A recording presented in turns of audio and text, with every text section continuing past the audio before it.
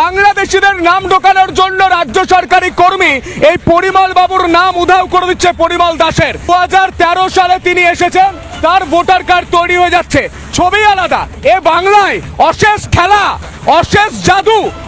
আমরা পিসি সরকারের ম্যাজিক দেখেছিলাম, আমি মমতা বন্দ্যোপাধ্যায় সরকারের ম্যাজিক দেখেছি। এই মুহূর্তে যিনি বাংলাদেশ থেকে আসছেন তার ছবি দিয়ে একই নামে একই এপিক নাম্বারে এমনকি বাবার নাম এক দিয়ে ভোটার কার্ড হয়ে যাচ্ছে। দাদা, এইগুলোই বাদ দিতে এসআইআর করতে চাইছে, তার জন্য এসআইআর এত আপত্তি। ওই যেটা দেখালেন ওটার নাম হচ্ছে ইন্দ্রজিৎ দে, যেটা বিজেপির একজন নেতা, সে হচ্ছে সুকান্ত মহিন্দারের ঘনিষ্ঠ।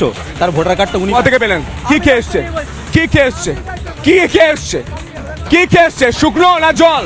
কি খেয়ে এসছে? শুকনো না জল? আমি বলছি পরিমল দাসের কথা, আমি বলছি পরিমল দাসের ছবি চেঞ্জ করে বাংলাদেশকে ভোটার কার্ড দেওয়া হচ্ছে। এইগুলো যাতে না হয় তার জন্য এসআইআর চাইছে গোটা বাংলার মানুষ, এসআইআর চাইছে নির্বাচন কমিশন। এতে তৃণমূলের আপত্তি। আরে নির্বাচন কমিশন কি বিজেপির জোটে থেকে কাজ করছে? আমারও তো এটা প্রশ্ন। শুনুন, আরে দাঁড়ান, জোটে থেকে কাজ কি? আমার তো এটা প্রশ্ন। শুনুন, আপনি তো নির্বাচন কোনোদিন করেছেন না, অংশগ্রহণ করেছেন, কোন রাজনৈতিক দলের প্রতিনিধি হননি তো? আমরা করেছি তো, আপনাকে আমি জানাচ্ছি।